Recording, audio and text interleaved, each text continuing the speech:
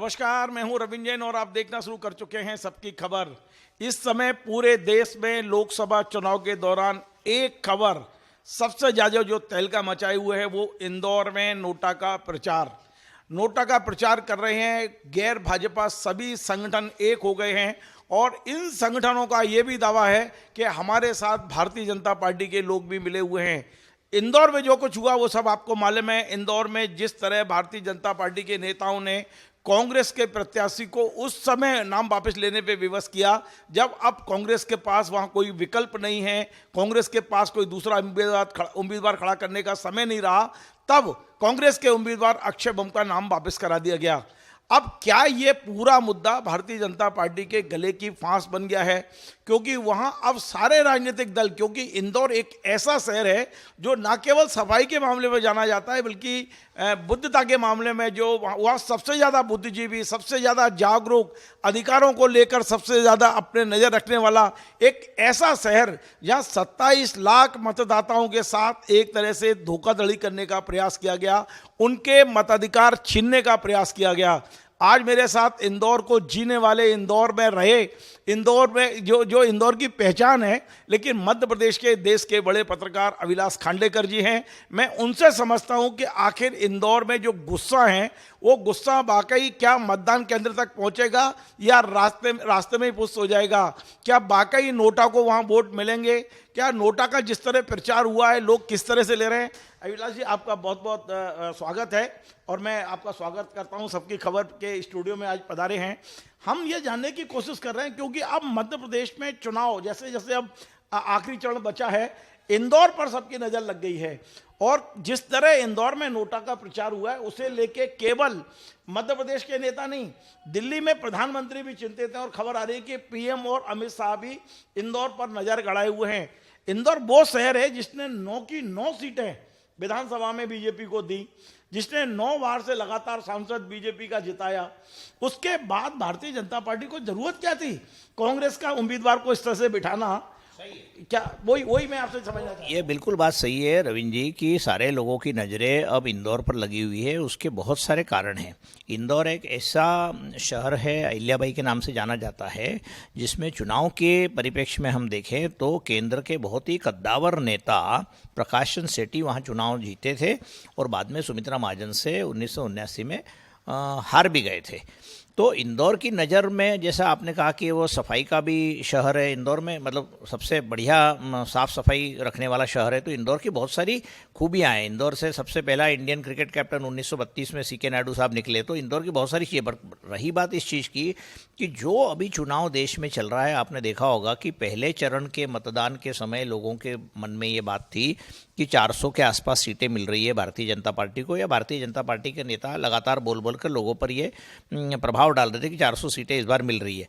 आज वो स्थिति नहीं है। दूसरी बात यह है कि मोदी जी की लहर नहीं चल रही है पूरे देश में, लेकिन फिर भी जैसा आपने कहा इंदौर में पिछले कई वर्षों से, मतलब 30-40 वर्षों से इंदौर भाजपा का गढ़ बना हुआ है।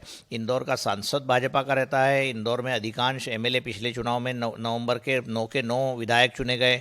इंदौर में मेयर भारतीय जनता पार्टी का है। तो कहने का मतलब ये है कि भारतीय जनता पार्टी का गढ़ है। उस गढ़ में जहाँ पर शंकर ललवानी सबसे ज़्यादा मतों से पिछले चुनाव जीते थे 2019 के, वहाँ पर भारतीय जनता पार्टी को ऐसी हड़बड़ाहट करने की क्या ज़रूरत पड़ी कि जिसके कारण अब पूरे देश में बात चलने लगी है कि यदि इस तरीके से यदि कैंडिडेट को ही हाईजैक किया जाए तो हम क्यों नहीं व्यवस्था के साथ नोटा की तरफ आगे बढ़े। तो ये बात चल रही है। नोटा का हम सब लोगों को जैसे मालूम है कि नोटा के मामले में पीयूसीएल ने सुप्रीम कोर्ट में अर्जी लगाई थी और उसके बाद में 2013 का पहला चुनाव विधानसभा का ऐसा हुआ था जिसमें नोटा को शरीक किया गया था। मतदाताओं के एक ऑप्शन दिया गया था कि आप रविंद्र जैन जी को नहीं पसंद करते हो, अभिलाष खांडेकर को पसंद नहीं करते हो, फिर भी आप वोट देना चाहते हो, तो आप क्या करोगे? तो आपने नन ऑफ द अबोव, जिसको NOTA कहते हैं, वो बटन दबाने की तो उसकी शुरुआत मध्य प्रदेश, छत्तीसगढ़, राजस्थान इन विधानसभा चुनाव से 2013 में हुई थी।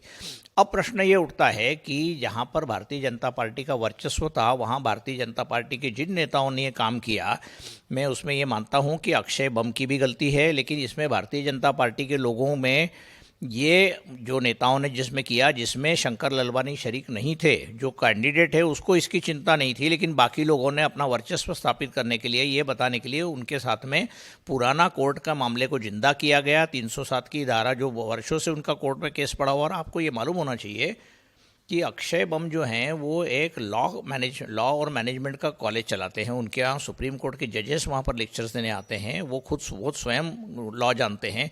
ऐसी स्थिति में 307 का मुजरिम उनको बनाकर इंदौर के सामने पेश किया गया, और आज वो मुजरिम कहाँ पर है? भारतीय जनता पार्टी में है।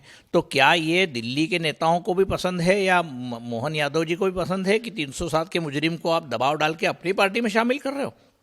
ऐसी स्थिति में जब शंकर ललवानी को किसी भी तरीके की कोई चुनौती नहीं थी, अब मैं आ रहा हूँ नोटा के ऊपर कि नोटा की विवशता जो इंदौर में लगातार चल रही है। कांग्रेस ने तो ये भी कहा था कि हमने जो उसका म्यूज़िक बनाया है या जो उसका जिंगल वो बनाया है उसको एफएम रेडियो पर चलाने की अनुमति मांगी थी, जो निर्वाचन आयोग ने रद्द कर दी।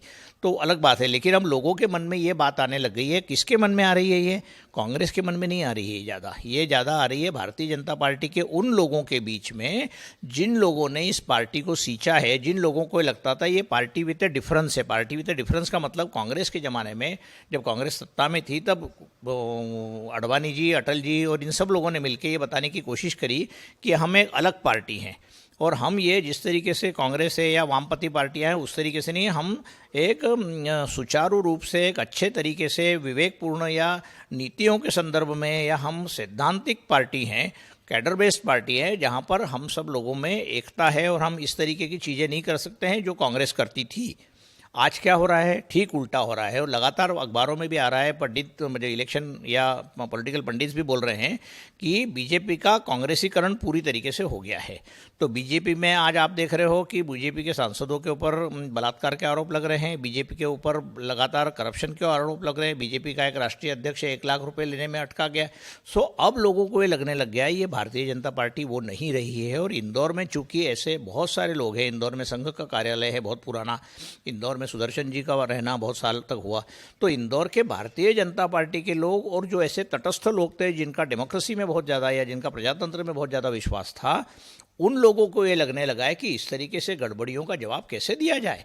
क्या हम अभिलाष जी, एक सवाल ये है कि ताई ने बड़ा खुल के कहा है कि इसकी आवश्यकता नहीं थी और कोई बड़ा नेता तो नहीं आया, पर ताई जो वहां से 8 बार सांसद रही हैं, और तो ताई के इस बयान के बाद बीजेपी में बड़ा हड़कंप है कि न वो सिर्फ 8 बार की सांसद रही, उनकी जो रेपुटेशन है या उनकी इमेज पूरे देश में यह है कि वो बिल्कुल जिनके ऊपर कोई भी दाग नहीं है ऐसी नेता रही।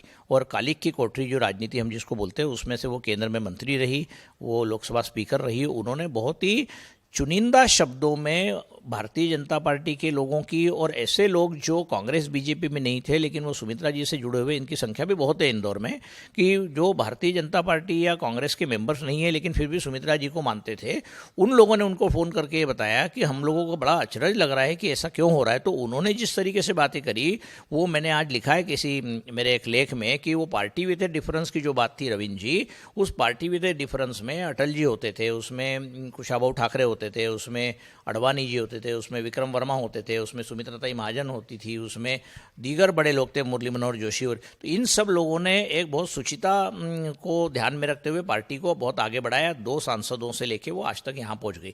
लेकिन क्या भारतीय जनता पार्टी वो की वही है? तो वो भारतीय जनता पार्टी से जो लोगों की अपेक्षाएं थी वो इस अक्षय बम वाले कांड के कारण बहुत धूमिल हो गई है और लोगों में निराशा फैल गई। अब निराशा का ही जो एक आउटकम है या निराशा से उत्पन्न जो स्थिति है वो नोटा की तरफ लोगों को ले जा रही है। अभिलाष जी, सवाल जो मेरा है वो मूल सवाल ये है कि ताई के इस बयान का इंदौर के आम लोगों पर क्या असर होगा? क्या ताई की इस बयान के बाद लोग नोटा की ओर ज़्यादा तेजी से जाएंगे? क्योंकि ताई अब ताई नहीं है, अब वो माँ हो गई हैं, एक तरह से आई हो गई हैं अब इंदौर की। ताई तब थी जब वो पहला चुनाव लड़ी थी, अब वो एक तरह से आई हो चुकी हैं, यानी माँ हो चुकी हैं, और उनका बोलना इंदौर के लिए एक माँ का आदेश जैसा है। तो आपको लगता है कि नोटा की ओर ज़्यादा झुकाव होगा लोगों का आई के बाद? देखिए, कांग्रेस तो ये कैंपेन चला ही रही है कि नोटा को आप ऑप्ट कीजिए, मतलब नोटा का बटन दबाइए, क्योंकि उनका कहना है कि जिस तरीके से भारतीय जनता पार्टी ने हमारे कांग्रेस के नेता को उड़ा लिया या उसको दबाव करके हो गए। लेकिन सुमित्रा ताई ने, देखिए आप उनका स्टेटमेंट देखिए, मैंने दो चार चार बार देखा उनका स्टेटमेंट। उन्होंने कहीं पर भी ये नहीं कहा है कि मैं लोगों से अपील करती हूँ कि नोटा का बटन दबाइए। उन्होंने सिर्फ ये कहा कि लोग मुझे फ़ोन कर करके बोल रहे हैं कि हम, हमारे पास नोटा के अलावा कोई विकल्प नहीं बचा है, और ऐसा कभी नहीं हुआ। तो मैं ये बताना चाहूँगा आपको कि जो पहला चुनाव था वो पीसी सेठी जैसे कद्दावर नेता के खिलाफ उन्होंने 1989 में लड़ा था। उसके बाद महेश जोशी जैसे बहुत ही दादा और बहुत ही खुखार व्यक्ति थे नेता, उनको भी आपने देखा होगा कि उनके खिलाफ चुनाव लड़ी। पंकज संघवी के खिलाफ चुनाव लड़ी। एक समय ऐसा था कि भाजपा का बहुत बड़ा धड़ा इंदौर का, उनको आप भी जानते हो, हम भी जानते हैं, मध्य प्रदेश की जनता भी जानती है और भारतीय जनता पार्टी भी जानती है। उसने सुमित्रा ताई के खिलाफ भयानक रूप से वोटिंग कराया था। सुमित्रा ताई को हराने के लिए पूरे प्रयास भाजपा के एक बहुत बड़े दल ने किए थे, लेकिन फिर भी भारतीय जनता पार्टी ने उन लोगों के खिलाफ कोई एक्शन नहीं थी। वही धड़ा आज इंदौर में वापस मजबूत होकर उभर रहा है।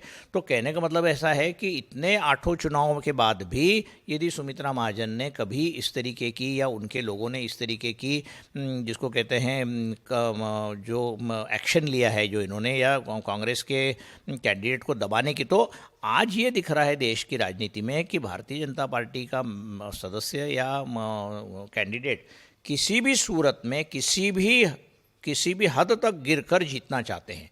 पर लेकिन मैं इसमें शंकर ललवानी को नहीं लूँगा, क्योंकि उनका इस पूरे मामले में बिल्कुल कोई न ज्ञान था उनको, न उनको कुछ मिलाया लिया था, और दूसरे ही गुट ने ले जाके ये चीज कर दी। तो उसमें इंदौर में ये भी कहा जा रहा है कि नोटा को आगे बढ़ाने के चलते ये बात भी सामने आ रही है कि जो शंकर ललवानी पिछली बार 5 लाख के ऊपर से जीते थे, उनका मार्जिन भी कम करने के पीछे की रणनीति भी काम कर रही है, ताकि वो बहुत बड़ा नेता बनकर देश में मंत्री वगैरह न बन जाए। तो नोटा की बात वापस ये है कि नोटा का एक ऑप्शन है ईवीएम की मशीन में, और लोगों को लगता है कि कांग्रेस का बंदा ठीक नहीं है, समाजवादी पार्टी का आदमी अच्छा नहीं है, बसपा का नहीं है, बीजेपी का नहीं है, तो क्या करे। बट मैं घर पे नहीं बैठना चाहता हूँ, मैं डेमोक्रेसी का पार्ट बनना चाहता हूँ। तो सुप्रीम कोर्ट ने जो आदेश दिया था उसके चलते अब नोटा इसमें आ गया है। तो अब ये देखना, मैं खुद भी इसको वॉच कर रहा हूँ कि क्या इंदौर का संवेदनशील नागरिक या वोटर घर पे बैठना पसंद करेगा, भारतीय जनता पार्टी का जो वोटर नहीं है वो नोटा दबाने की कोशिश करेगा। कांग्रेस ने जिस तरीके से कैंपेन शुरू किया कि नोटा की तरफ आगे बढ़ी है, तो इंदौर शहर एक बहुत जागरूक और होशियार शहर है।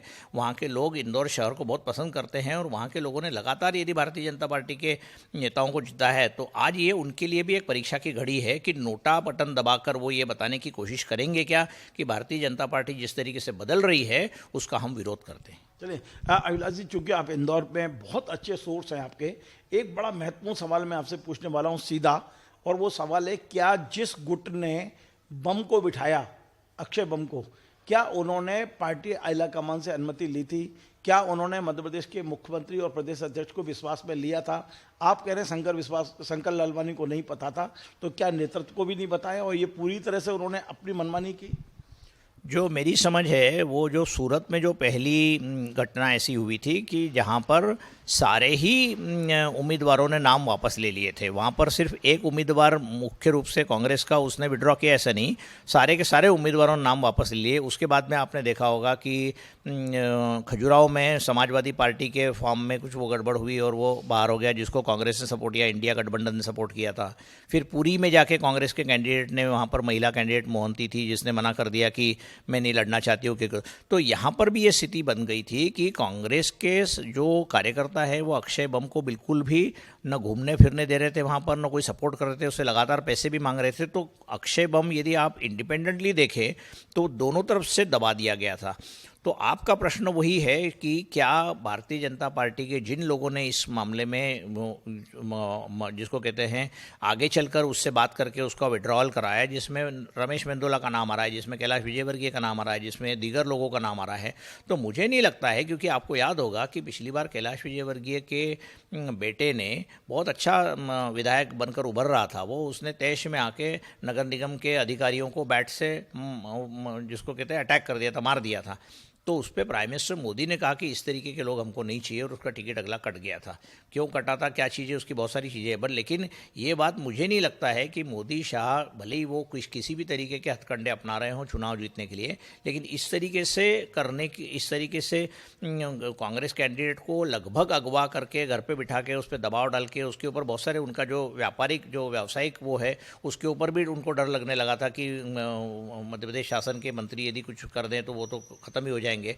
तो इस तरीके से दबाव की और रणनीति अपनाने का मुझे नहीं लगता मोदी शाह समर्थन करते होंगे, न डॉक्टर मोहन यादव को इसका समर्थन करना चाहिए, क्योंकि इसकी बहुत तीव्र प्रतिक्रियाएं जनता से आ रही। तो जनता जो भारतीय जनता पार्टी को जीत के मतलब एक जीतने के उसमें देखना चाहती थी, वो जनता आज इंदौर की नहीं पूरे मध्य प्रदेश की मायूस हो गई। और आप जैसे शुरुआत में आपने कहा कि पूरे देश की नज़र इंदौर की तरफ है, तो मूल बात ये रही कि जिस तरीके से दबाव तंत्र का यूज़ करके या उपयोग करके कांग्रेस कैंडिडेट को बिठा, तो आज ये एक ही बार हुआ है। पर ऐसा यदि लगातार हर कैंडिडेट की जगह होते जाएगा तो जनता जो प्रजातंत्र में विश्वास रखती है, प्रजातंत्र को बहुत मजबूत देखना चाहती है, वो आपके और हमारे जैसे लोग कहाँ जाएंगे।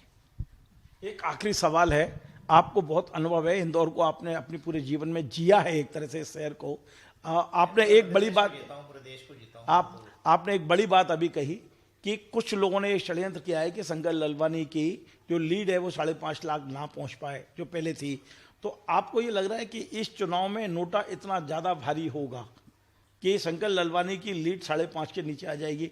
वो लीड तभी 5.5 के नीचे आएगी जब नोटा को उतने वोट मिले जितने कांग्रेस के प्रत्याशी को मिलते, उससे ज़्यादा वोट मिले। तो इस बार चूंकि आप खुद कह रहे हैं कि इस बार का चुनाव बीजेपी कांग्रेस का ना होके भारतीय जनता पार्टी को सबक सिखाने का है, ये आपने अभी पिछले जवाब में कहा है कि इस बार लोग सबक सिखाना चाहते हैं।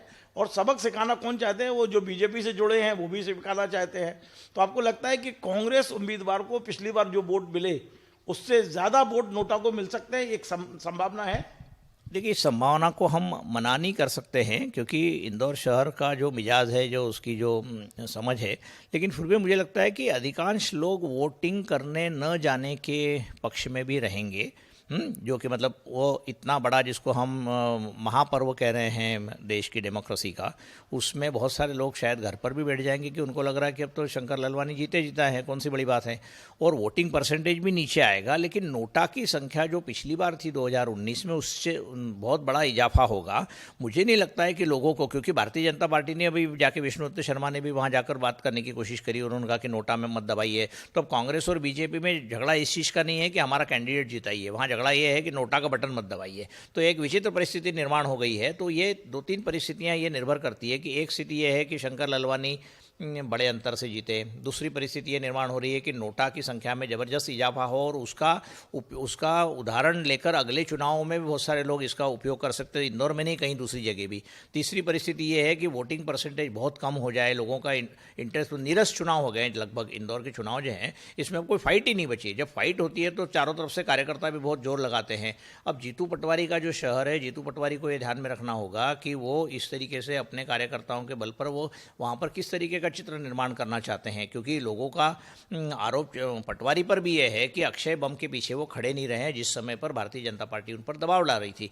तो ये भी बहुत सारे कारण उसके साथ में है। लेकिन मूल बात में प्रजातंत्र की या चुनाव की दृष्टि से बोलना चाह रहा हूँ कि एक अच्छा चुनाव, एक साफ सुथरा चुनाव इंदौर में होने की जो इतिहास है उस पर कालिक पुत गई है। बहुत बहुत धन्यवाद। तो आप थे अभिलाष खांडेकर जी, वरिष्ठ पत्रकार, बड़े जानकार, और मैंने जैसा कहा कि ये इंदौर को जीते हैं एक तरह से। आप जानते हैं अभिलाष खांडेकर जी क्रिकेट से भी जुड़े हैं, मध्य प्रदेश क्रिकेट एसोसिएशन से जुड़े हुए हैं। वे दैनिक भास्कर के मध्य प्रदेश हेड रहे, हिंदुस्तान टाइम्स में रहे, और आज मेरे स्टूडियो में उन्होंने जिस तरह की जानकारियाँ दी हैं, निश्चित तौर पर उनका ये कहना है कि इंदौर शहर सबसे जागरूक शहर है। यदि या तो लोग वहाँ नोटा दबाएंगे और या फिर वोट डालने नहीं जाएंगे, यानी कि हताशा का माहौल है। तो निश्चित तौर पे भारतीय जनता पार्टी को एक बड़ा सबक इंदौर से मिलने जा रहा है, इतना तय है। आपको हमारा ये कार्यक्रम पसंद आए, इसे शेयर करें, लाइक करें, कमेंट करें, और आपसे बार बार निवेदन है हमारे इस चैनल को सब्सक्राइब अवश्य करें। धन्यवाद।